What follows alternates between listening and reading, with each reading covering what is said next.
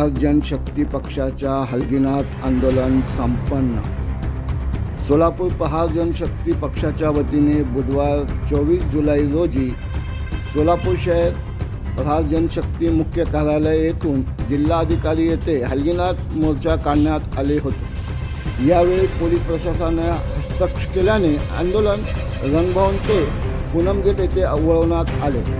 या आंदोलनामागचं मुख्य कारण हे होते की सोलापूर शहर येथील प्रतिनियुक्तीवर आलेले अधिकारी आरोग्य अधिकारी राखी माने यांना निलंबित करण्यात यावे व त्याचबरोबर लक्ष्मी विष्णू कामगारांना घरे मिळावे, तसेच मराठा मुस्लिम आरक्षण व नोकरीत आरक्षण मिळाव्या असे प्रमुख मागण्यांसाठी प्रहार जनशक्ती पक्षाच्या वतीने हे हलगीनाथ आंदोलन करण्यात आले। यावेळी प्रहार जनशक्ती पक्षाचे जिल्हा प्रमुख दत्ता मस्के पाटील म्हणाले, या ठिकाणी प्रहार जनशक्ती पक्षाच्या माध्यमातून आम्ही 3-4 मागण्या घेऊन परवा जिल्हाधिकारी साहेबांना निवेदन दिलेलं आहे की बाबा ज्या महानगरपालिकेच्या ज्या आरोग्य अधिकारी आहेत त्यांची प्रतिनियुक्ती त्या ठिकाणी करण्यात आलेली आहे, त्यांची ती नियुक्ती रद्द करून त्यांची डिग्री तपासली गेली पाहिजे।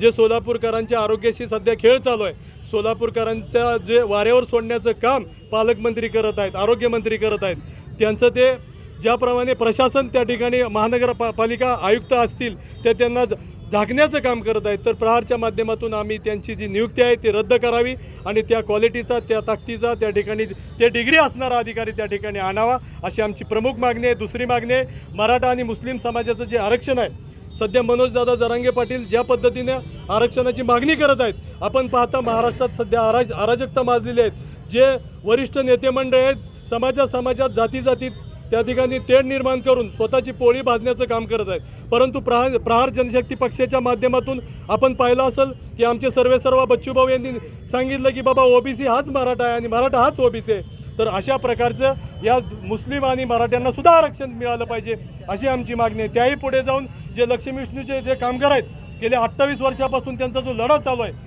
तो लढा या ठिकाणी यशस्वी झाला पाहिजे, त्यांना हक्काची घरं मिळाली पाहिजेत।